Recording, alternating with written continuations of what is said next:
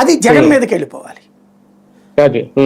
ఎందుకంటే జగన్ సంక్షేమ పథకం ఇంటికి ఇచ్చాడు కాబట్టి ఆ ఇంట్లో ఉన్న లేడీస్కి హ్యాపీ.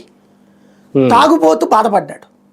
ఈ తాగుబోతు బాధని ఆ ఇంటి ఆవిడ కూడా తీసుకోవడం వల్ల కొన్ని ఓట్లు అటు కూడా పోయినాయి అక్కడ. ఇప్పుడు ఇంటి ఆవిడ తిట్టుకుంటది, ఇంట్లో ఉన్న పిల్లలు తిట్టుకుంటారు, పిల్లలకు ఓట్లేదు, ఇంటి ఆవిడ తిట్టుకుంటది. ఆ తిట్టుకోకుండా ఉండాలంటే వీడు తాగాడితో గొడవకు దిగాలి.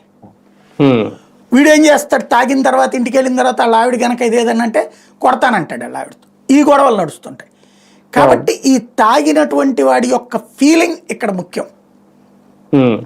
వాడిలో తమ మీద వ్యతిరేకత అంటే ఆవిడ అడుగుతుంది ఇంట్లో వాళ్ళ ఆవిడ, నువ్వు తాగి తందనాలు ఆడి చేస్తున్నావు, డబ్బులేమో ఇంటికి ఇవ్వవు, పిల్లల్ని చదివించాలా, ఇంట్లో మంచి బట్టలు లేవు, తినడానికి ఇబ్బంది అయిపోతుంది, నేను పోదామంటేనేమో నువ్వు తాగేడ కూర్చుంటే పిల్లలతో ఎట్టా ప్రవర్తిస్తావో తెలవదు, అందుకని నేను వెళ్ళలేకపోతున్నా, లేదా నేను పనికి వెళ్ళాల్సి వస్తుంది నీ మూలంగా, ఇట్లాంటిది ఏదో గొడవలు అవుతాయి లేబర్లో వచ్చేటప్పటికి. అయినప్పుడు వాళ్ళు అదే ఇదివరకంటే సంక్షేమ పథకం మీద డబ్బులు వచ్చేది, ఇప్పుడు ఏది పైసా లేదు అంటది కదా చేతిలో డబ్బులకి. అవును, నువ్వు ఇవ్వవు, సంక్షేమ పథకం డబ్బులు లేదు, నేను పనికి పోతే వచ్చే డబ్బులన్నీ అయ్యి నువ్వు తాగి చేస్తున్నావు అన్నారు అనుకోండి. ఇదంతటికి అసలు కారణం జగన్మోహన్ రెడ్డి అనేటటువంటి ఫీలింగ్ వైపుకి టర్న్ చేయాలి. ఇది అంటే మనల్ని తాగుతున్నప్పుడు